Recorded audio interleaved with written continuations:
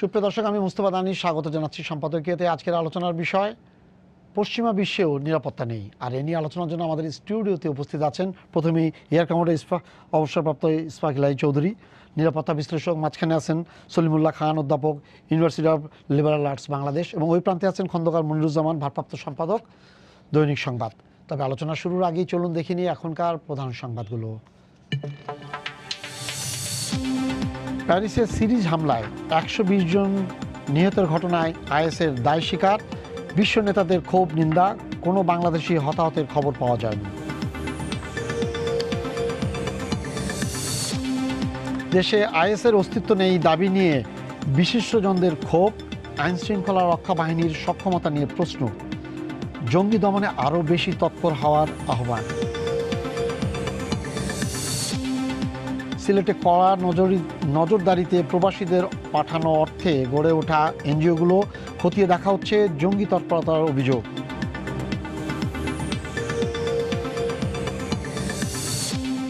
নারায়ণগঞ্জে 7 খুন মামলার সুষ্ঠু বিচার নিয়ে সংশয়ে নিহতের স্বজনরা। মামলা প্রভাবিত করার অভিযোগ। জড়িত যতই প্রভাবশালী হোক ছাড় পাবে না বললেন স্বরাষ্ট্রমন্ত্রী। এবং প্রথমবারের মতো দলীয়ভাবে অনুষ্ঠেয় পৌর নির্বাচনের জন্য প্রস্তুত আওয়ামী লীগ। অংশগ্রহণের ইঙ্গিত বিএনপিরও। সাধারণ মানুষ লাভবান হবে মত বিশেষজ্ঞদের।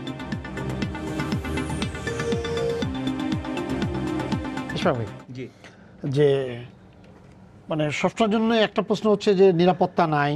বিশেষ করে যখন উন্নয়নশীল দেশগুলোর কথা বলা হয় তখন ওদেরকে, ওই রাষ্ট্রকে নিরাপত্তা ঝুঁকির মধ্যে ফেলে দেওয়া হয়।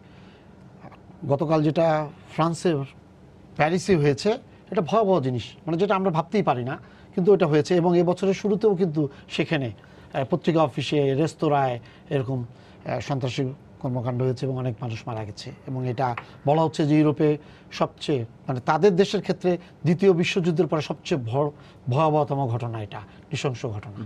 এটাকে আপনি অ্যানালাইসিস করেন কি করে? এই ধরনের একটা আক্রমণ যে হতে পারে সেটা তো তার সম্ভাবনা সবসময় ছিল। আমরা দেখেছি যে আল কায়দা যখন আরও অ্যাক্টিভ ছিল, সেই মার্কিন যুক্তরাষ্ট্রে আক্রমণ, সাইমালটেনিয়াস আক্রমণগুলো হয়েছে। তারপরে আমরা দেখেছি লন্ডনে আন্ডারগ্রাউন্ড টিউব স্টেশনসগুলোতে বাসে আক্রমণ হয়েছে। তারপর প্যারিসে, ফ্রান্সে মাদ্রিদে হয়েছে। এবং এখানে আরও ছোটোখাটো আপনার যা রেস্টুরেন্ট অ্যাটাক আপনার, আর টার্কিতে তো হচ্ছেই যদি সেটা ইউরোপীয় অংশ ধরেন। সুতরাং বর্তমানে সারা বিশ্বের কোনো দেশই, মানে unless you are really Finland বা আইসল্যান্ড না হলে, মানে ঝুঁকিমুক্ত কোনো সুযোগ নাই। এবং বিশেষ করে যারা বর্তমানে মধ্যপ্রাচ্যে যে যুদ্ধ চলছে, আমি যুদ্ধই বলবো, যুদ্ধ চলছে, এতে যারা পার্টিসিপেন্ট, যারা জড়িত আছে, তা সেই সব দেশ এবং তাদের নাগরিকদের জন্য যথেষ্ট ঝুঁকি আছে। এবং ফ্রান্স, আপনি জানেন যে প্রথম থেকেই একটা অ্যাক্টিভ পার্টনার। তার এয়ারফোর্স লিবিয়াতে খুব অ্যাক্টিভ ছিল। আপনার এখন ইরাক যুদ্ধেও তারা পার্টিসিপেট করেছে। এবং বর্তমানে যে আইএস বিরোধী যে অভিযান চলছে সেখানে তাদের এয়ারফোর্স পার্টিসিপেট করেছে। এবং অতি সম্প্রতি কয়েকদিন আগে ওনাদের এয়ারক্রাফট ক্যারিয়ার, এতদিন পর্যন্ত কেবলমাত্র মার্কিন যুক্তরাষ্ট্রের এয়ারক্রাফট ক্যারিয়ার ছিল, এখন তাদের ফ্রান্সেরও এয়ারক্রাফট ক্যারিয়ার মানে হচ্ছে তার সাথে অনেক যুদ্ধ বিমান যাবে, অস্ত্রশস্ত্র যাবে, অন্যান্য। সুতরাং France is an active partner হিসাবে এই ধরনের ঝুঁকি তাদেরকে নিতেই হবে। এবং আমার মনে হয়, মানে কেউ যদি বলে আমরা এটা আশঙ্কা করি নাই, তাহলে সেটা আমার মনে হয় একটা হাস্যকর হবে। কিন্তু কখন হবে, কিভাবে হবে, এটা সম্বন্ধে হয়তো সারপ্রাইজ থাকতে পারে। কিন্তু আক্রমণ এই ধরনের হতে পারে। যারা পার্টিসিপেট করছে, যেমন ধরেন আজকে তারা থ্রেট দিয়েছে রাশিয়াকে। সুতরাং রাশিয়া জেনে শুনেই কিন্তু এসছে, এবং রাশিয়ারও যথেষ্ট থ্রেট আছে, কারণ রাশিয়াতে একটা বিরাট মুসলিম পপুলেশন আছে, বিশেষ করে ককেশীয় অঞ্চলে, চেচনিয়া, যে আমরা জানি যে সেখানে রক্তক্ষয়ী গৃহযুদ্ধ চলেছিল। এবং এখন যদিও সেখানে শান্তি ফিরে এসেছে, কিন্তু অনেক চেচেন কিন্তু ওই রাশিয়া হয়ে আবার তারা আইএস এর পক্ষে সেটা তো সিনাই, সেটা আমরা পরে আসতে পারি যে এখন আইএস, আল কায়দার মতো এখন আইএস তার এজেন্সি নানান জায়গায় গড়ে তুলছে এবং সিনাই সেখানে একটা আইএসের ইয়ে হয়েছে, ইয়েমেনে হয়েছে, বোকো হারাম তারাও বলেছে আমরা মানে যারা আবু বকর বাগদাদিকে যারা খলিফা বলে মেনে নিচ্ছে তারাই খেলাফতের আন্ডারে আসবে আর কি। তালিবানেরও একটা অংশ তারা বাগদাদিকে স্বীকার করেছে, যার ফলে তালিবান এখন স্প্লিট হয়ে গেছে আর কি। সুতরাং এ ধরনের ঝুঁকির মুখে কম বেশি সবাই আছে এবং বিশেষ করে তারাই আছে যারা এটার মধ্যে অ্যাক্টিভলি পার্টিসিপেট করছে। উনি যেটা বললেন তার মানে যে মধ্যপ্রাচ্যে যারা এই যে আইএস বিরোধী যে ইয়াগুলোতে অংশ নিচ্ছে, সক্রিয়ভাবে যারা অংশ নিচ্ছে তারা সবাই কিন্তু এটার মধ্যে আছে, কিন্তু এই কথাগুলো কিন্তু আমাদের ক্ষেত্রে আসছে না, আমরা কিন্তু কোনো জায়গায় নাই, কিন্তু তারপরে আমাদেরকে বলা হচ্ছে যে না এই জায়গাটা ঝুঁকিপূর্ণ। কিন্তু যারা লড়াই করছে, যুদ্ধ চালাচ্ছে একটা গোষ্ঠীর বিরুদ্ধে, একটা দেশের ওই এলাকার লোকজনকে এবং অন্যদেরকে সহায়তা করছে, তাদের ব্যাপারে কোনো কথা বলা হচ্ছে না। আমাদের কথায় আসার আগে আমরা খোদ ফ্রান্সের রাজনীতিতে ফিরে যাই। এই আজকে দেখা যাচ্ছে ফরাসি প্রেসিডেন্ট ফ্রান্সোয়া ওলান্দ ঘোষণা করেছেন যে এটা অ্যাক্ট অফ ওয়ার, মানে একটা যুদ্ধ শুরু হয়েছে, অর্থাৎ তিনি স্বীকৃতি দিলেন। এটা একটা এক্সট্রাঅর্ডিনারি ঘোষণা। 2 নম্বর, নিকোলাস সার্কোজির দল যারা পরাস্ত হয়েছিলেন তারাও প্রেসিডেন্টের সাথে ঐক্যমত হয়ে তারা একটা দাবি তুলেছে, সেটা হচ্ছে ফ্রান্সে 4000 যুবক মুসলিম আপনার সন্দেহভাজনের তালিকায় ছিল, বহুদিন ধরে তাদেরকে সার্ভেইলেন্সে রাখা হয়েছে, আজকে বলা হচ্ছে তাদের সবাইকে বন্দি করার জন্যে। কিন্তু ফ্রান্সের যারা নিরাপত্তা বিশেষজ্ঞ তাদের মধ্যে একজনের বক্তৃতা আজকে আমি শুনলাম, তিনি সিএনএনে বলছিলেন যে এটা ঠিক হবে না, তার মানে এটা যুদ্ধে পরাজয়ের লক্ষণ, অর্থাৎ আপনার দেশের সমস্ত সিভিলিয়ান নাগরিককে আপনি বন্দি করতে পারেন না তাদের বিরুদ্ধে প্রমাণ না থাকার জন্য। আমি একটু পিছনে গিয়ে বলি, ইরাক যুদ্ধের ক্ষেত্রে আমরা দেখেছি সাদ্দাম হোসেন যে খারাপ শাসক ছিলেন সেটা সাদ্দাম হোসেনের দেশের লোকও বলেছে, সেটা স্বতন্ত্র। কিন্তু যেটাকে 9/11 বলা হয় তাতে আর যাই তাকে সাদ্দাম হোসেনের কোনো দায় ছিল না, কিন্তু তারপরেও তাকে ওই আইনেই তাকে ওইটার দোহাই দিয়েই তাকে আক্রমণ করা হয়েছে। এই জন্য ব্রিটিশ এক পণ্ডিত, যে যার বই আমার সামনে আছে, Tom Bingham, rule of law বইতে বলছেন যে সাদ্দাম হোসেনের 1000 অপরাধ থাকুক কিন্তু 9/11-এর সাথে যুক্ত কোনো অপরাধ ছিল না, সুতরাং তাকে আক্রমণ করা, ব্রিটেনও যাতে অংশ নিয়েছে সেটা সম্পূর্ণ ছিল তার মধ্যে আইনের শাসনের লঙ্ঘন, রুল অফ লকে লঙ্ঘন করা। তো এখন ফ্রান্সের চ্যালেঞ্জ হচ্ছে, আমি প্রথমে একেবারে শর্তহীন ভাষায় বলতে চাই, যে কোনো ধরনের টেরোরিজমের আমরা বিরোধী, সন্ত্রাসের বিরোধী, এবং যে ঘটনাটা ঘটেছে এটা নিন্দনীয়, তার কোনো ভাষা নেই আমাদের, যুদ্ধের পদ্ধতি হিসেবে এটা গ্রহণযোগ্য নয়। এমন আমি বলবো যদি আইএসের পক্ষ থেকেও তাদের দৃষ্টিকোণ থেকেও বলি, এইটা তাদেরকে জয়ের মুখে নিয়ে যাবে না। যদি আপনি আইএসের দৃষ্টিকোণ থেকেও কথা বলেন তাতেও এটার জন্য এটা কোনো জয়ের টেকনিক নয়, এটা হচ্ছে পরাজয়ের টেকনিক।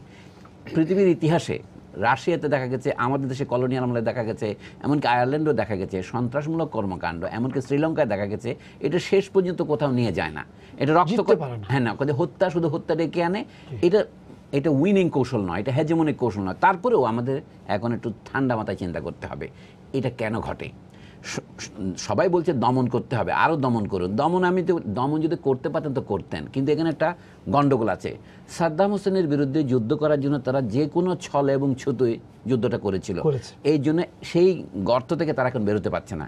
আজকে তারা বলছে, আমি দেখলাম জন কেরি মার্কিন পররাষ্ট্রমন্ত্রী পর্যন্ত বলছেন কি আইএসএল মাস্ট বি এলিমিনেটেড, তাকে একেবারে নির্মূল করতে হবে, আমাদের দেশের যে ভাষা আমরা বলি ঘাতক দালাল নির্মূল কমিটির ভাষায়। কিন্তু আমি বলছি এই বিষয়ে লক্ষ্য হিসেবে আমার কোনো দ্বিধা নেই, কিন্তু আপনি নির্মূল করবেন কিভাবে? আমি যদি বলি নির্মূল করতে পারছেন না, আপনার নিজের দোষে সরিষার মধ্যে ভূত আছে। যেমন ধরুন আপনি এই আইএসএলকে প্রশ্রয় দিয়েছিলেন, সহ্য করেছিলেন, কি জন্য? তার আসাদের বিরুদ্ধে লড়ছে বলেই। আপনি যদি সত্যি আইএসএলকে নির্মূল করতে চান, আপনি আসাদের সাথে আজকে মিত্রতা করেন, আসাদকে সাহায্য করেন, অথবা অন্য কথা বলেন এই আইএসএল যে তুরস্কের ভিতর দিয়ে আসছে, তাহলে আপনি তুরস্ককে সেভাবে সামলান, এবং আইএসের বিরুদ্ধে যারা জান দিয়ে লড়ছে, জান বাজি করে লড়ছে, কুর্দি সৈনিকেরা, কুর্দিদের একটা সামান্যতম জায়গা করে দেন, সেটা তো করে দিতে পারছে না। এই কুর্দিরা সিরিয়া, তুরস্ক, ইরাক এবং ইরানের মধ্যে বিভক্ত হয়ে আছে সেই কবে থেকে। তাহলে কুর্দি সমস্যার একটা সমাধান করেন, প্যালেস্টাইন সমস্যাটা সমাধান করেন, তাহলে আইএসএল দুদিক থেকেই নির্মূল হয়ে যায়। কিন্তু সেটা মুখে বলছেন, বলে ইজিয়ার সেড দেন ডান। আপনি বলা যত সহজ, করা তো সহজ নয়। আমি এই জন্য বলবো, যদি সত্যিকার অর্থে টেরোরিজমের বিরুদ্ধে পার্শ্বের লড়াই করার ইচ্ছা থাকতো, তাহলে তারা জানেন কী করে করতে হবে, কিন্তু তাদের পক্ষে সম্ভব নয়। আরেকটা জিনিস বলি, এটা বলে শেষ করব। মার্কিন প্রেসিডেন্টও আজকে বলেছেন যে আমরা এই অপরাধ শুধু ফ্রান্সের জনগণের বিরুদ্ধে নয়, এটা শুধু প্যারিসের বিরুদ্ধে নয়, এটা সমগ্র মানবজাতির বিরুদ্ধে অপরাধ। আমি একমত তার সাথে, কিন্তু এই অপরাধ সৃষ্টিতে দায় কার? আপনাকেও কিছু দায় নিতে হবে কিনা সেটা ভেবে দেখুন সত্যের খাতিরে। যদি আপনি দায় না নেন, তাহলে আপনি তাকে এলিমিনেট করতে পারতেন। আপনার এখানে দায় আছে বলেই তাকে এলিমিনেটের লড়াই, যেমন ধরেন বলছে কি গ্রাউন্ড ফোর্স নামাতে হবে, আকাশ থেকে বোমা মেরে তাদেরকে দূর করা যাবে না। তো গ্রাউন্ড ফোর্স নামাতে আপনার তো ভয় কেন? বলে সেখানে বহু মিলিশিয়া, কে যে কার বিরুদ্ধে জানি না, কারণ বহু মিলিশিয়াকে তো আপনি প্রশ্রয় দিয়েছেন, অস্ত্র দিয়েছেন, এমনকি প্রশিক্ষণ দিয়েছেন। সেই কারণে আপনার মূল কথা শেষ পর্যন্ত হচ্ছে সমস্ত যুদ্ধই শেষ পর্যন্ত রাজনীতির ব্যাপার। কাজে আমাদের রাজনীতির ব্যাপারে আসতে হবে। আমি এটুকু বলবো, আন্তর্জাতিক রাজনীতির ক্ষেত্রে এখন একটা ঐক্যমত তৈরি হওয়ার সম্ভাবনা দেখা দিয়েছে। যেমন ধরেন ইরানের উপরে তারা যে চাপ দিয়েছিল সেটা সম্ভব হয় না রাশিয়া চীনের কিছুটা পরিমাণে বাধা দেওয়ার জন্য। আজকে আসাদের বিরুদ্ধে তারা সৌদি আরবকে যেভাবে লেলিয়ে দিয়েছে, সৌদি আরবের এত চুপ কেন? কথা এগুলো তো বলতে হবে আমাদের। মানে সৌদি আরব বলছে কি ব্যস্ত ইয়েমেন নিয়ে, কিন্তু তার বিমানগুলো আইএসএল এর উপর পড়ে না কেন? তার দু একটা বোমা পড়ে না কেন? ফ্রান্সকে আসতে হয় কেন? তা ফ্রান্স যখন আসতে হয়, রাশিয়াকে যখন আসতে হয়, তাহলে তাদেরকে যুদ্ধের কিছু বলছে নিতেও হবে, যখন দিবেন কিছু নিতে হবে। কিন্তু নেওয়া তো এরকম হতে পারে না। আইএসএল এর যুদ্ধ কৌশল সম্পূর্ণ অবৈধ, এ বিষয়ে আমার কোনো সন্দেহ নেই। সে আসাদের বিরুদ্ধে এই আজকে প্রেসিডেন্ট আসাদ বলেছেন সিরিয়াতে যে গত 5 বছর ধরে এই কাজ তো তারা আমার সিরিয়াতে করতেছেই, সিরিয়ার হোম স্টর থেকে শুরু করে তাতে উচ্ছন্ন নিয়েছে, তখন তো আপনারা এরকম হইচই করেননি। আমি বলছি ফ্রান্সের জনগণের প্রতি, বিশেষ করে যারা নিহত হয়েছে, যারা আহত হয়েছে, তাদের প্রতি পূর্ণ সমবেদনা দিয়ে তাদের সাথে একাত্মতা প্রকাশ করে আমরা সবিনয়ে প্রশ্ন করতে পারি যে যখন বলে when the chicken are coming home to roost, আপনি যাদের দিয়েছেন, এই যে ফ্রান্স থেকে যে যোদ্ধারা ওখানে গিয়েছে, পৃথিবীর সবচেয়ে বেশি বিদেশি যোদ্ধা যুদ্ধ করতে গিয়েছে সিরিয়াতে ফ্রান্স থেকে, তারপরে ব্রিটেন থেকে, তারপর জার্মানি থেকে, অস্ট্রেলিয়া থেকে, এই অর্থাৎ এই উন্নত দেশগুলি থেকে গেছে। সেই জন্য বলছি এখন আমি এর সাথে বলি যে ফ্রান্সে তাহলে রাজনীতিটা কী? এই কথা সত্য যে 10 মাস আগে শার্লি আবদোর ওখানে হামলা হয়েছে, কিন্তু তারা এরপরে কি পলিসি নিয়েছে এটা দেখার বিষয়। ফ্রান্সের এই আক্রমণটা গতকালকের আক্রমণটা হয়েছে, মানে অ্যাকচুয়ালি আজকের আক্রমণটা 18 ঘন্টাও পার হয়নি এখনও। সেই আক্রমণটা হয়েছে একটা ওয়ার্কিং ক্লাস ডিস্ট্রিক্টে, এটা হলো 11 আগদিসমো বলে ওরা, 11 নম্বর ডিস্ট্রিক্টে হয়েছে। প্যারিসের এটা হচ্ছে ওয়ার্কিং ক্লাস এরিয়ার কাছাকাছি। তার মানে ব্যাপারটা শুধু বড় লোকদের উপর হচ্ছে তা নয়। এবং এখানে দেখা যায় ফ্রান্সে যে আজকে 1/2 কোটির মতো উত্তর আফ্রিকার বংশোদ্ভূত আলজেরীয়, তিউনিসীয়, মরক্কোর মুসলমান আছে, তারা মনে করে তাদের ভোটাধিকার নেই, মানে সত্যিকারের ভোটাধিকার নেই, তাদের নেই চাকরি। ফলে সেখানে তো দাঙ্গা হয়েছে 10 বছর আগেও, কিন্তু ফরাসি সরকার সেভাবে কী পলিসি নিয়েছে সেটাও তো জিজ্ঞেস করতে হবে। আমার বক্তব্য হচ্ছে এই আইএসএল বা অন্য যে কোনো টেরোরিস্ট শক্তিকে যদি আমরা সত্যি থামাতে চাই, তার জন্য 3টা পদক্ষেপ নিতে হয়। একটা হচ্ছে পুলিশি পদক্ষেপ, যেটা এখন ফ্রান্স করতে জাতীয় শোক ঘোষণা করেছে, জরুরি অবস্থা ঘোষণা করেছে, এইটা করা ছাড়া কোনো উপায় নেই। কিন্তু দীর্ঘমেয়াদী যদি সত্যি আপনি সিরিয়াস হন, এটা দূরীভূত করতে চান, তাহলে আপনাকে দীর্ঘমেয়াদী সামাজিক ইন্টিগ্রেশনের পথ নিতে হবে। অর্থাৎ যে তরুণদের এই তারা বলছে আক্রমণ যারা করতে গেছে যেখান থেকে আসুক, একজনের পাসপোর্ট বলা হচ্ছে সিরিয়া পাসপোর্ট বলা হচ্ছে, কিন্তু আবার বলছে আমি শুনেছি সে বিশুদ্ধ ফরাসিতে বলছে যে কিছুতে সে বিদেশি হতে পারে না। 8 জন বলছি, আমি দেখছি 8 জনের চেয়ে অনেক বেশি। একটা গাড়ি নাকি এখনো খুঁজে পাওয়া যাচ্ছে না যেখানে অনেক থাকতে পারে, কিন্তু তাদের ভাষা এবং আপব্রিঙ্গিং দিকে মনে হয় তারা বাইরেতে ঘুরে আসতে পারে, কিন্তু তারা ফরাসি ভাষা ভালো বলতে পারে, সুতরাং তারা ফরাসি নাগরিক। কিন্তু ফরাসি দেশের একটা বিরাট সমস্যা হচ্ছে, ফ্রান্সের বড় বড় ইতিহাসবিদদের লেখার মধ্যে আমি দেখেছি, যেমন ফ্রান্সোয়া ব্রোদেল, আপনার তারা বলে, ব্রোদেল পর্যন্ত বলে কি জানেন, ফার্দিনা ব্রোদেল বলেন যে identity of France is a different thing. আরবরা ফ্রেঞ্চ হতে পারে না, সে যদি ফরাসি নাগরিকত্ব পেতে পারে, ফরাসি ভাষায় কথা বলতে পারে, তারপর সে ফ্রেঞ্চ হবে না কেন? এই সমস্যাগুলো ফ্রান্সের প্রাণের সমস্যা। এখনও হঠাৎ করে আক্রমণ হলে তারা বলে কি আমরা ওয়েস্টার্ন সিভিলাইজেশন এক হচ্ছি। কেন ওয়েস্টার্ন সিভিলাইজেশন কেন? সারা পৃথিবী কেন এক হবে না? এই কথাগুলো আমাদের বলা দরকার। এই যুদ্ধ যদি কেউ বলতে চায়, যেমন আজকে পোপও বলেছেন এই যুদ্ধ আনজাস্টিফাইড, অবশ্যই এই যুদ্ধের কোনো যুক্তি নাই, মানে এরকম মেথড। এটাকে প্রায় একজন বলছে বেস্টিয়াল, ইংল্যান্ডের প্রিন্স চার্লস বলছেন এটা বেস্ট, মানে পাশবিক, ওরা বলছে অ্যাবোমিনেবল, এক একজন এক এক শব্দ ব্যবহার করছে। সবচেয়ে বেশি শব্দ ব্যবহৃত হচ্ছে কি জানেন, বারবারিয়ান। একটা শব্দ এখনো কেউ ব্যবহার করতে দেখি না, স্যাভেজ। বন্য, বর্বর এবং সভ্য 3টা আছে। এটা সভ্যতার বর্বরতার যুদ্ধ নয়। আমি বলবো, দুঃখের সাথে বলবো, আমি বলতে চাই না এবং এটা হওয়া উচিত নয়, কিন্তু এটা আর হবে। তাহলে যদি আমরা এটা কেন হয় এই কারণ অনুসন্ধান না করি, আমরা যদি শুধুমাত্র নাকের ডগা পর্যন্ত দেখি, সামনে কিছু হলে আইএস সামনে চলে আসে, আইএস, আল কায়দা এক এক সময় এক এক নাম গ্রহণ করবে। আসল কথা হচ্ছে যে জায়গা থেকে উদ্ভূত হচ্ছে, যে গোবরের গাদা থেকে এই আগাছার উদ্ভব হচ্ছে, যেটাকে আমরা বলি ব্যাঙের ছাতা গজাচ্ছে, আপনি কি গোবরের গাদাটা সরাবেন না, শুধু ছাতা কাটবেন? আমি বলছি এইটা হচ্ছে 2 জায়গার থেকে। এই যে যুবকেরা যারা আক্রমণ করেছে বলে সাক্ষী যারা দিয়ে, তারা বলছেন এদের বয়স 20 থেকে 25-এর মধ্যে। তাহলে এইগুলো রিক্রুট করার জন্য টাকাটা একমাত্র কথা নয়, এখানে আরও একটা ফ্যাক্টর আছে, সেটাকেই আমাদের অ্যাড্রেস করা উচিত। মুনির ভাই, উনি যে কথা বলছেন ওনার মধ্যে একটা কথা যেটা বেরিয়ে আসছে, এটা কিন্তু একটা ভয়াবহ তথ্য, যে আলজেরিয়ান যারা আছে ওখানে, হ্যাঁ, যেমন উত্তর আফ্রিকার যে দেশগুলো থেকে ওরা যারা ওখানে সেটেল হয়েছে, এবং আমাদের দেশে যখন এটা হয় তখন বলে যে মানবাধিকার। আচ্ছা দানিশ ভাই বলি, ওরা কতজন জানেন?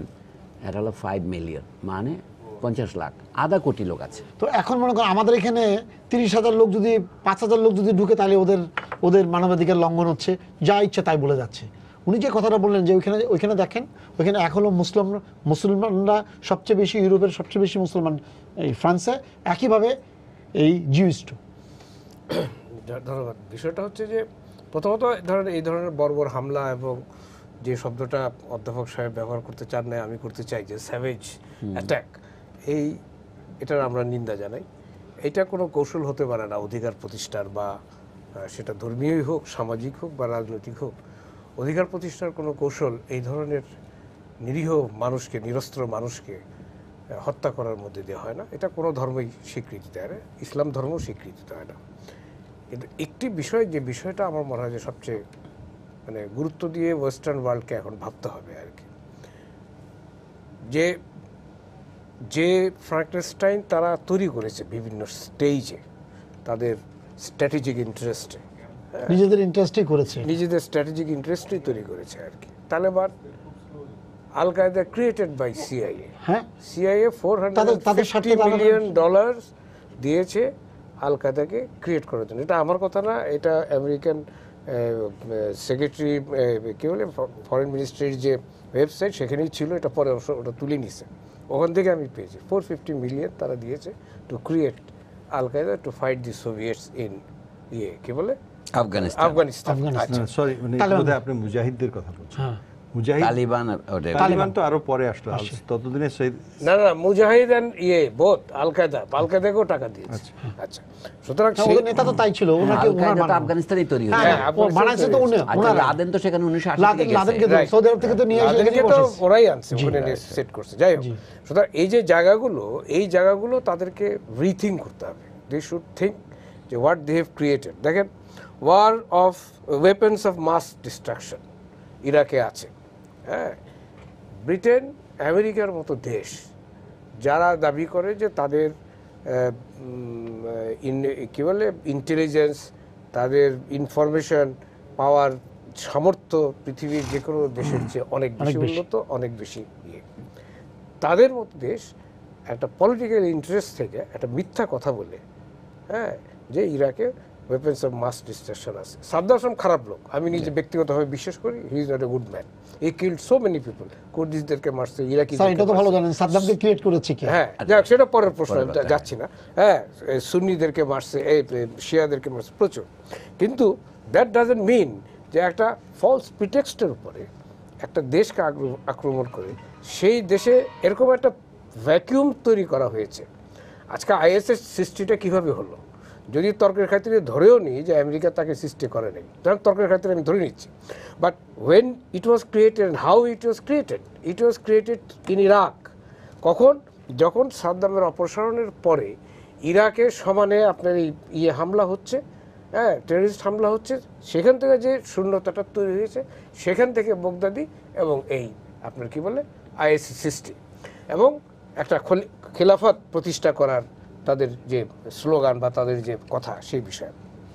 এবং সেখান থেকে তারা আজকে আইএসের অর্থের উৎস কোথায়? তাদের কিন্তু অনেক টাকা, millions and millions of dollars তাদের আছে। হাউ? ওরা তেল বিক্রি করে ইরাকের। সেই তেল কে কেনে? খোঁজ দেন, আমেরিকান কোম্পানি কেনে, কম দামে কেনে, বেশি প্রফিট করে, বুঝলেন? অস্ত্র কেনে কোত্থেকে তারা? From where? ওরা তো অস্ত্র বানায় না, ওদের তো অস্ত্র কারখানা নাই। কোত্থেকে অস্ত্র কিনে? From the American companies, from the western companies. মানে বিষয়গুলো এইভাবে দেখতে হবে, কোথায় কিভাবে তৈরি হচ্ছে এই ফ্র্যাঙ্কেনস্টাইন, এই দানবগুলো কেন তৈরি হচ্ছে, এই দানবগুলো, এগুলো দেখতে হবে। আজকে মধ্যপ্রাচ্যে যে সংকট, সেই সংকট নিয়ে সৌদি আরব কথা বলে না, তারা ইসরায়েলের সঙ্গে মিটিং করে, হ্যাঁ, যে মধ্যপ্রাচ্যের সংকট কীভাবে তারা মোকাবেলা করবে বা তাদের উপরে যেন আঁচটা না লাগে। তারা ইয়েমেনে বম্বিং করতেছে যৌথ বাহিনীর নামে। কেন? They feel that Yemen is a threat for their Saudi kingdom. বিষয়টা তো সেই জায়গাগুলো। এবং আমেরিকা মনে করে সৌদি কিংডমকে রক্ষা করা তার স্ট্র্যাটেজিক ইন্টারেস্ট। অ্যাজ ইসরায়েলকে রক্ষা করা। সুতরাং এই যে politics of interest, politics of strategic interest in Middle East, এই সবটা আজকে রিথিঙ্ক করতে হবে ওয়েস্টার্ন ওয়ার্ল্ডকে, যদি if they really want to come out of this Frankenstein অথবা অফ দিস স্যাভেজারি, যদি তারা রিয়েলি বেরিয়ে আসতে চায়। আর সেটা না করে আজকে দেখেন সিরিয়াতে রাশিয়া যখন বম্বিং করলো, আমি ওটা ডিটেলসে যেতে চাই না, পক্ষে বিপক্ষেও যেতে চাই না, জাস্ট একটা রিয়াকশনের কথা বলছি। ওয়েস্টার্ন ওয়ার্ল্ড কীভাবে রিয়েক্ট করছে, আমেরিকা কীভাবে রিয়েক্ট করছে দেখেন আপনি, অ্যাজ ইফ যে একটা বিরাট বড় সরি অন্যায় গরিত কাজ করে ফেলছে রাশিয়া, বম্বিং দি আইএস।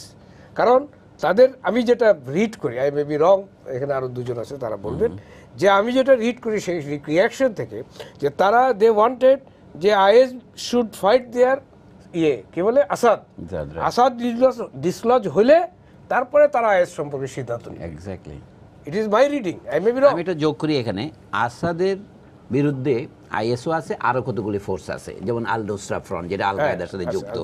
এখন আমেরিকানরা অভিযোগ করতেছিল রাশিয়ানরা বোমা মারতেছে অ্যাকচুয়ালি আল নুসরাকে, আইএসএলকে মারতেছে না। রাশিয়ানরা বলছে আমরা শুধু আইএসএলকে মারতেছি। আমেরিকা এতদিন, অর্থাৎ ফ্রান্স না, ফ্রান্সও বলছে, তারা তো তাদের তো ইন্টেলিজেন্স নেটওয়ার্ক আছে। এখন ফ্রান্স যদি ফিরে যাই আমরা, এখন ফ্রান্সের ফ্রান্সের যে ঘটনা হলো, ফ্রান্স তো যুদ্ধে অংশ নিয়েছে, কিন্তু ফ্রান্সের এটা আমি বলবো তারা তো খুব এফিশিয়েন্ট।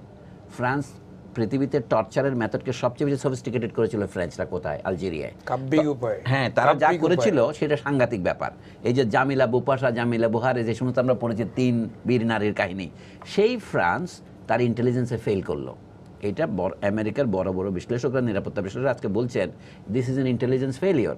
এত বড় যে আক্রমণ তৈরি হচ্ছে, যেখানে ফ্রান্সের ন্যাশনাল স্টেডিয়ামে প্রেসিডেন্ট বসে, সেইখানে কাছাকাছি গেছে ওরা, সেখানে কাছেই একদম 80,000 লোক উপস্থিত ছিল। তাতে বোঝা যাচ্ছে ফ্রান্সের যে এফিশিয়েন্ট সিস্টেম, সেটা তো গলদ আছে, সেখানেও ফাঁক আছে। আপনি যে শুরুতে যেটা বলছিলেন, আমাদের দেশের 2 জন বিদেশি মারা গেলে যে পরিমাণ হইচই হয়, ফ্রান্সের তো এখন কথায় কথা বলে, ফ্রান্স তো অলরেডি এটার মধ্যে এই লজ্জায় তো তার আত্মহত্যা করা উচিত উদ্বন্ধনে, তাই না? আমার শেষ করে একটা কথা শেষ করে দিই। এখন আজকে যে কথাটা আমি বলতে চাই, যে ওয়েস্টার্ন ওয়ার্ল্ডকে তাদের স্ট্র্যাটেজিক ইন্টারেস্টগুলো রিডিফাইন করতে হবে। আগের ডেফিনিশনে চললে তাদের চলবে না। দে মাস্ট সি যে পৃথিবীর অন্যান্য দেশের সোশিও পলিটিক্যাল নিডগুলো কী, এটাকে অ্যাড্রেস করতে হবে। তাদের ভিতরের সোশিও পলিটিক্যাল যে স্ট্রাটাগুলো আছে, সোশ্যাল স্ট্রাটাগুলো আছে, তাদের সোশিও পলিটিক্যাল নিডগুলো কী। ফ্রান্সে কিন্তু একটা বড় সমস্যা, যেটা অধ্যক্ষ সাহেব বলছেন, এটা বিরাট বড় সমস্যা কিন্তু তাদের এই অ্যালজেরিয়া থেকে এবং অন্যান্য ফ্রেঞ্চ স্পিকিং কলোনি থেকে যারা এখানে আসছে, তাদের নাগরিকত্ব, তাদের রাইটস, তাদের চাকরি, তাদের লেখাপড়া, এই সোশ্যাল প্রবলেমগুলো কিন্তু কম বেশ অনেক দেশে আছে। তো এইগুলি যদি তারা অ্যাড্রেস না করে, এগুলো তো খুব সহজ। তো আপনি একজন লোক যে রাগান্বিত হয়ে আছে সমাজের উপরে, রাষ্ট্রের উপরে, তাকে আপনি খুব সহজেই বানানো, দলে নিয়ে আনা, এটা খুব কঠিন কাজ না। আমি শুধু একটা পয়েন্ট যোগ করি ওনার কথার সাথে, খন্দকার মনিরুজ্জামানের কথার সাথে। ফ্রান্সে মুসলিম কমিউনিটি কীভাবে এলিয়েনেটেড, তার একটাই প্রমাণ দিচ্ছে যে তারা তো চাকরিতেই তো শুধু নয়, তারা মনে করে যে French state is secular state, ওরা যেটাকে সেকুলার স্টেট বলে, লেইসিতে বলে তারা আর কি। এইটা কিন্তু তারা মুসলিমদের বিরুদ্ধে ব্যবহার করে। এই জন্য বলছে কি, তাহলে এই যে সমস্ত মুসলিম আর আইএসএল এক জিনিস নয়, এটা আমাদের পরিষ্কার করতে হবে। কিন্তু অন্য মুসলিমরা যে মনে করে ফরাসি রাষ্ট্র আমাদের বিরুদ্ধে যাচ্ছে, শুধু একটা উদাহরণ দেই, অন্যান্য যারা আরব দেশ থেকে গেছে তাদের মেয়েরা মাথায় স্কার্ফ দেয়, যেটা আলজেরিয়াতে হায়েক বলে, আমরা হিজাব বলি, সেটা ফ্রান্সে একটা স্কার্ফ বলে। সেই স্কার্ফ নিয়ে তারা স্কুলে যেতে চায়। ফরাসি সরকার নিষিদ্ধ করেছে, স্কুলে এটা যেতে পারবে না, যদি কেউ যায় সেই স্কুলে পয়সা দেবে না। ফলে এটা তারা সব প্রাইভেট স্কুল গড়ে তুলতেছে, এবং সেই প্রাইভেট স্কুলগুলিকে ঘ্যাটো স্কুল, নিম্নমানের স্কুল। ফলে সরকারি স্কুলে তারা যেতে পারছে না। এইটা ফ্রান্সের মতো যে ভলটেয়ারের দেশ, রুসুর দেশ, এনলাইটেনমেন্ট, তখন তাদের দৃষ্টিতে অন্ধ হয়ে যায় কী করে। এই ক্ষেত্রে দেখা যায় মসিও লো প্যান এবং নিকোলাস সার্কোজির চাইতে ওলন্দের পার্থক্য বেশি নাই। এইটা হচ্ছে গন্ডগোলের উৎস। যে কথাটা আসলো এটার মধ্যে, যে সিকিউরিটি, যে নিরাপত্তার যে বিষয়টা আসলো, যে আজকে যে ঘটনাটা ঘটেছে গতকাল প্যারিসে, তাতে দেখা গেল যে আপনি যদি ওইভাবে বলেন তাহলে পার্টিজান আছে। আপনি যেটা বললেন যে ইন্টারেস্টগুলো কাজ করছে, কী জন্য কাজ করছে, এবং ওই জায়গা থেকে মিডল ইস্ট থেকে আস্তে আস্তে ছড়ায়, যে যারা যেখানে আসছে ওরা তো ওদের উদ্দেশ্য নিয়ে কাজ করছে। আলটিমেটলি হচ্ছে আমাদের মতো দেশ যারা, হ্যাঁ, তারা ইনসিকিউর হয়ে যাচ্ছে। তারা শক্তিশালী বলে হয়তো, ফ্রান্স শক্তিশালী বলেন, ব্রিটেন শক্তিশালী বলে হয়তো ওই জায়গা ওইভাবেই করতে পারছে না, কিন্তু আমাদেরকে আইডেন্টিফাই করে দেওয়া হচ্ছে যে এই জায়গাগুলো ঝুঁকিপূর্ণ। না, বাংলাদেশে যদি আপনি ঝুঁকিপূর্ণ বলেন, বাংলাদেশ কখনোই আপনি যদি এই পাকিস্তান, ভারত, এমনকি ভারত, শ্রীলঙ্কা, আফগানিস্তান তো অনেক ঝুঁকিপূর্ণ, মানে এদের তুলনায় বাংলাদেশ কখনোই বেশি ছিল না। আমাদের ঝুঁকি অনেক কম, কিন্তু কথা হচ্ছে যে এই ঝুঁকির মোকাবিলা করার ক্ষমতাও আমাদের কম, কারণ দেশটা এখনও আমরা জাস্ট স্বল্পোন্নত দেশে যাচ্ছি। আমাদের যে নিরাপত্তা ব্যবস্থা যে আমরা জোরদার করব, সেটার যে সামর্থ্য, যে সব অর্থনৈতিক সামর্থ্য বা আমাদের গভর্নেন্সের যে ক্যাপাবিলিটি, সেগুলো অনেক কম। সুতরাং যে ঝুঁকিটা পশ্চিমা বিশ্বকে যেটা সহ্য করতে পারবে, যেমন ধরেন 9/11 তো কিছুই করতে পারেনি, আমেরিকান ইকোনমি একটা ঝাঁকি খেয়েছে, কিন্তু তারপরে আবার still the number 1 economy in the world. কিন্তু বাংলাদেশে এই ধরনের ঝুঁকি হলে তার অনেক আগে আমাদের অর্থনীতিতে একটা বিরাট বিরূপ প্রভাব পড়বে, আমাদের এখানে ট্যুরিজমে প্রভাব পড়বে, আমাদের ফরেন ইনভেস্টমেন্টের প্রভাব পড়বে, এবং সামাজিক স্থিতিশীলতার জন্য ব্যাহত হবে। সেই জন্য আমাদেরকে সাবধান হতে হবে। তো আমি বলবো না যে এখানে ঝুঁকি কখনোই এত বেশি ছিল, কিন্তু কথা হচ্ছে যে দেশে তো একসময় ঝুঁকি ছিল না। আমাদের দেশ মানে আপনার বলেন সাম্প্রদায়িকতাই বলেন বা সাম্প্রদায়িক সম্প্রীতি বলেন, আমাদের জনগণের মধ্যে যে সম্প্রীতি, সেটা সবসময় ছিল। কিন্তু সেগুলো যখন নষ্ট হওয়ার মতো যখনই একটা কোনো থ্রেট আসে, এতে আমাদের সবারই চিন্তিত হওয়া উচিত। আর বিদেশিরা এগেইন বাংলাদেশের, ইউ আর রাইট, যে কোনো নেগেটিভ খবরটা সেটা সবসময় বেশি আসে। এগুলো বোধহয় শুধু বাংলাদেশের ক্ষেত্রে নয়, যেগুলো স্বল্পোন্নত দেশের আমাদের দুর্ভাগ্য বলা যায়, উন্নয়নশীল দেশগুলোর জন্য আমাদের দুর্ভাগ্য যে এখানে উন্নয়নের থেকে কখন ফ্লাড হলো, সাইক্লোন হলো, রোড ক্র্যাশ হলো, এগুলো খবরই বেশি আসে, বোমাবাজিও সেগুলো আসে। তো এগুলো থেকে যতই যদি উন্নয়ন, আমাদের দেশের সামাজিক উন্নয়ন হয়, সামাজিক সম্প্রীতি মানে বজায় থাকে, তো এগুলো আমরা মোকাবেলা করতে পারবো। তবে দেশে যে থ্রেট নাই, এটাও আবার ডিনায়াল মোডে যাওয়াটা ঠিক নয়। ডিনায়াল মোডে যাওয়া ঠিক নয়। দেশে ঠিক মানে ভীষণ থ্রেটেন না হলেও যথেষ্ট কারণ আছে আমাদের ওয়ারিড হওয়ার জন্য, আমাদের শঙ্কিত হওয়ার জন্য। তো আমার মনে হয় we have to take care of this things. আজকে খবরগুলো থেকে একটা ফোন আছে। দর্শক, আপনার পরিচয় দিয়ে প্রশ্ন করুন। আসসালামু আলাইকুম। ওয়ালাইকুম আসসালাম। আমার নাম হাসিবুর রহমান, আমি হেমায়েতপুর সাভার থেকে বলছি। জি। যে আপনাদের যে আলোচনাটা শুনতেছি আর কি, সেটা হলো যে মুসলিম বিশ্বকে আপনি যেভাবে আইএস, আল কায়েদা, সেই নাম দিয়ে যে পশ্চিমা বিশ্ব ইসলামকে খুব ছোট করার জন্য তাদের যে কার্যক্রমগুলি চলতেছে, তার সাথে সৌদি আরবের যে রাজ পরিবার তারা জড়িত হয়ে তাদেরকে সহযোগিতা করতেছে। আমার প্রশ্ন হলো, রাসূল পাক সাল্লাল্লাহু আলাইহি ওয়াসাল্লাম কি আমাদেরকে এই ইসলামী শিক্ষা দিয়েছে আজকে যা সৌদি আরব পশ্চিমা বিশ্বের সাথে মিলেমিশে একাকার করে দিচ্ছে? ঠিক আছে, উনি প্রশ্ন করছেন, প্রশ্ন করেছেন। ওনার প্রশ্নটা খুব, আমি মনে করি প্রাসঙ্গিক প্রশ্ন। এই জায়গায় ছিলাম কিন্তু স্যার, আমরা এই জায়গাটা ছিলাম প্রাসঙ্গিক। আমাদের একটা কথা পরিষ্কার করে বলতে হবে, যে পদ্ধতিতে আইএসএল বা আল কায়েদা সংগঠন, এর সাথে ইসলামের কোনো সম্পর্ক নাই। কিন্তু এদের পেছনে তাহলে কোন বিক্ষোভটা কাজ করছে, এরা রিক্রুট পাচ্ছে কেন, প্রশ্ন হচ্ছে ওই জায়গাতেই। তো দেখা যাচ্ছে কি, একটা বঞ্চিত জনগোষ্ঠী, সে যে ধর্মেরই হোক, যখন বলে কি a drowning man catches at a straw, ইংরেজিতে বলে, ডুবন্ত মানুষ খট করেও ধরতে চায়। সেই জন্য যারা তাদের এই নেতৃত্ব দেবে, তারা যদি ভুল বিশ্লেষণ করে, মানুষ অনেক সময় তার কথা শোনে। কিন্তু আমি আসল কথা বলি, এই আরব বিশ্ব লড়াই করতেছে দ্বিতীয় মহাযুদ্ধের পর থেকে, আগের কথা বাদ দেন, তারা এক ধরনের একটা স্বাধীন সত্তা চায়। নাসেরের বিরুদ্ধে তারা কেন করলো? নাসের তো ইসলামপন্থী ছিল না। নাসের যখন সুয়েজকাল জাতীয়করণ করলো তার প্রয়োজনে, যখন সে আসওয়ান ড্যাম তৈরি করার চেষ্টা করলো, তখন বিশ্বব্যাংক তাকে সাহায্য করলো না, রাশিয়ানরা সাহায্য করতে হলো। এই সুয়েজ কালের জন্য ইসরায়েল, ব্রিটেন, ফ্রান্স কেন তাকে আক্রমণ করলো? ফ্রান্স সহ, মানে আমি বলছি, যদি নাসের বা আজকের আসাদ বা গতকালকের লিবিয়ার গাদ্দাফি অথবা সাদ্দাম হোসেন, এরা ছিল আরব বিশ্বের মাপে মডারেট মুসলমান, তাহলে তাদের হয়তো গাদ্দাফি একটু ধর্ম নিয়ে মস্করা করতো, ওরা বাকি তিনজন কিন্তু সাংঘাতিক ছিল, হ্যাঁ, তার ন্যাশনালিস্ট। এদেরকে হটাবার জন্যে, ইসরায়েলকে শক্তিশালী করার জন্য তারা এমন কিছু করেছে যার ফলে এটা তৈরি হয়েছে। কাজে এর সাথে ইসলামের কোনো সম্পর্ক নাই, কিন্তু ইসলামকে ব্যবহার করতে পারে সৌদি আরব, হচ্ছে ইসলামের দুটো প্রধান ধর্মস্থান মক্কা এবং মদিনার তারা হলো রক্ষাকারী, সেই মর্যাদা থেকে তাদেরকে পদচ্যুত করা যাবে না।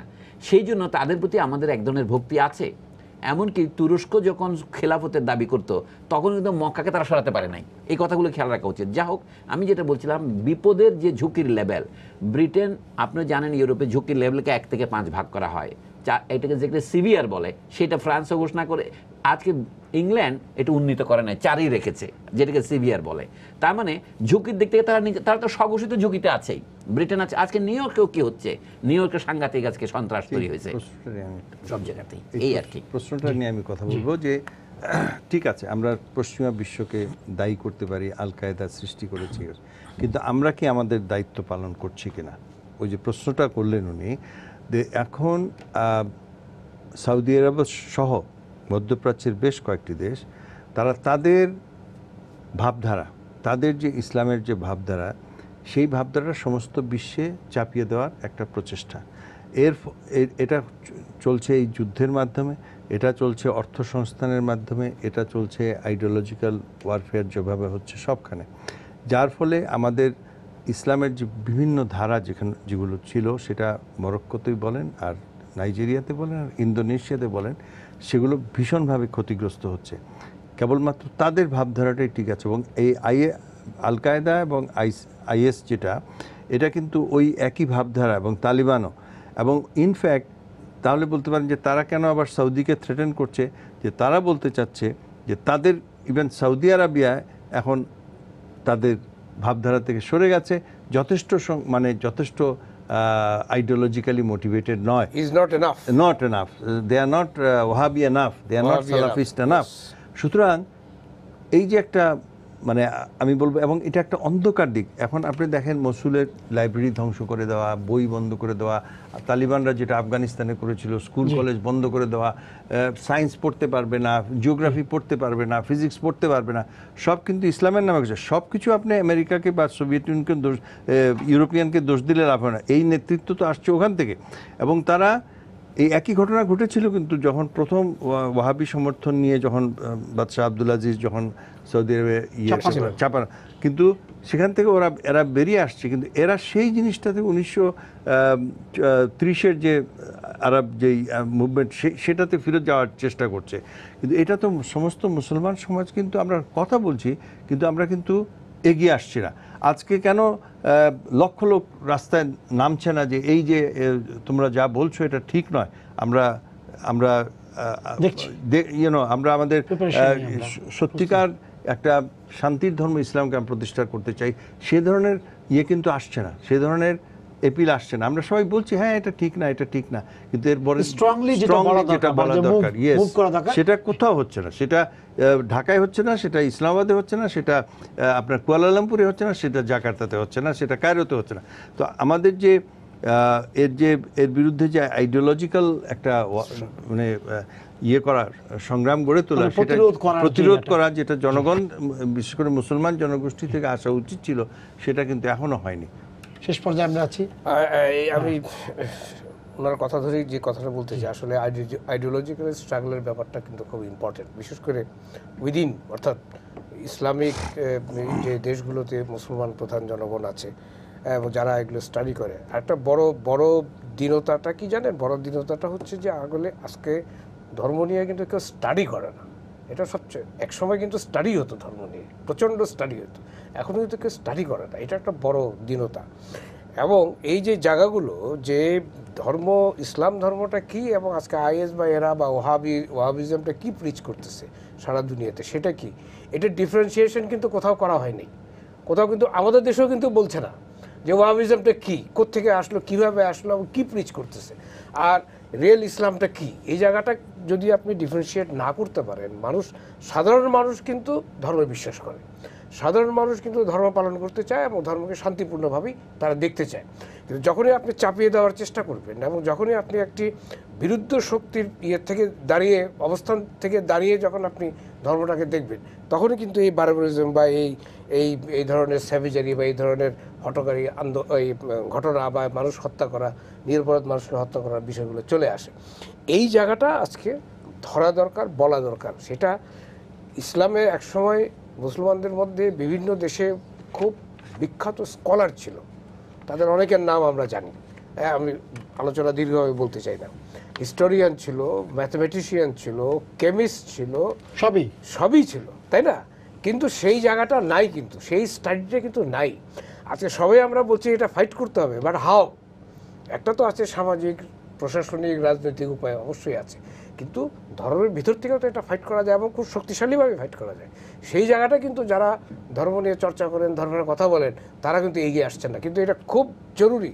এটা ছাড়া কিন্তু আপনি এই ইসলামের নামে যে জঙ্গিবাদ, ইসলামের নামে যে মানুষ হত্যা, ইসলামের নামে যে এইভাবে নিরপরাধ মানুষকে ইয়ে করা, সেই জায়গাগুলো কিন্তু বন্ধ করা যাবে না। তাতে আরেকটা কুফল যেটা হবে, যে ইসলাম ডেঞ্জারটা যেটা আমি দেখছি, যে ইসলাম উইল বি আইডেন্টিফাইড, বা ইসলাম আর জঙ্গিবাদ, ইসলাম আর সন্ত্রাস, ইসলাম আর মানুষ হত্যা সমর্থক যদি হয়ে যায়, যদি প্রতিষ্ঠিত হয়ে যায়, that will be dangerous paradigm in the world. আচ্ছা, এইখানে আমি শেষ বক্তব্যটা বলবো যে এখানে দায় দুইটা। আমাদের দায়, আমাদের সমাজে একটা সংগ্রাম আছে। আমাদের সংগ্রাম হচ্ছে উদার, স্বাধীনতাবাদী এবং এই সংকীর্ণ মনা প্রতিক্রিয়াশীল চিন্তার একটা সংঘাত। এটা ধর্মের ভিতরে হয়েছে। কবি নজরুল ইসলাম যখন কবিতা লিখতে আসছিলেন, তাকেও কেউ কাফের বলেছিল, আর এখন নজরুল ইসলামকে অনেক হুমায়ুন আজাদের মতো লোকেরা নজরুল ইসলামকে সাম্প্রদায়িক বলতো। অর্থাৎ বুঝতে হবে যে এক লাফে সব যাওয়া যায় না। কিন্তু পাশ্চাত্যের দায়টা আমি বিশেষ করে বলবো, ইশফাক ইলাহি চৌধুরী যেটা বলছিলেন, যে পাশ্চাত্যের দায়টা এই জায়গাতেই। মুসলিম বিশ্বে যখন দুই ধরনের শক্তি কাজ করে, আমি পুরনো ভাষায় বলছি, প্রগতিশীল এবং প্রতিক্রিয়াশীল। পাশ্চাত্য যখন প্রগতিশীলদের দমন করেছে, তখন প্রতিক্রিয়াশীলের উত্থান হয়েছে। যেমন ধরেন তৃতীয় বিশ্ব যেটা হয়েছিল জোট নিরপেক্ষ আন্দোলন, তার যে 5 নেতা, তার মধ্যে একজন নাসের, আরেকজন নেহেরু, আরেকজন টিটো, আরেকজন সুকর্ণ, আরেকজন চৌয়েনলাই, এই তো 5 জন ছিল। এই যে নাসেরকে তারা দমন করে হত্যাই করলো, আমি বলবো 1970 যে মারা গেলেন, এইটা যে কারণে তারা করেছে, সেই কারণেই তারা সর্বত্র প্রতিক্রিয়ার শক্তিদেরকে উৎসাহিত করেছে। আমাদের সময় শেষ হয়ে গেছে। তারপর একটা জিনিস আজকেও সেই কথাই তার পুনরাবৃত্তি হচ্ছে। একটা জিনিস ঠিক, যখন আপনি আইডেন্টিফাই করে বলছেন যে উনি মুসলিম, তার মানে কি মুসলমান? ও আচ্ছা, তুমি তাহলে দাঁড়াও, হ্যাঁ তুমি দাঁড়াও, তাকে আইডেন্টিফাই করে ফেলছে যে সে আমি শেষ করি। আমাদের যে সংগঠন, যে বলে এই যে জোট নিরপেক্ষ আন্দোলনের 5 নেতা, এরা তো মুসলমান ছিল না, এরা তো ইসলামের ভিত্তিতে ঐক্যবদ্ধ হয় না। চৌয়েনলাই কি মুসলমান? কথা এখানে 2 জন ছিল মুসলমান, সুকর্ণ এবং নাসের। কিন্তু তারা যে আন্দোলনটা করেছিল, সেটা ছিল তৃতীয় বিশ্বের মুক্তির জন্য, তাদের অর্থনৈতিক জাতীয়তাবাদের জন্য। সেটাকে দমন করে তো আপনি এখন তো এখানে তো ধর্মবাদের উত্থানের জন্য পথ। শেষ কথাটা আমি বলি, শেষ কথাটা এক লাইনে, সেটা হচ্ছে যে ওয়েস্টার্ন ওয়ার্ল্ডের সবচেয়ে বড় ক্রাইম কি জানেন? আরব ন্যাশনালিজমকে দমন করা। আপনাদেরকে ধন্যবাদ, আমাদের সময় শেষ হয়ে গেছে। স্টুডিওতে আসার জন্য সবাইকে শুভেচ্ছা জানিয়ে শেষ করছি আজকের সম্পাদকীয়। আগামীকাল আবারও দেখা হবে রাত 10টায়, দেখার আমন্ত্রণ রইল। শুভরাত্রি।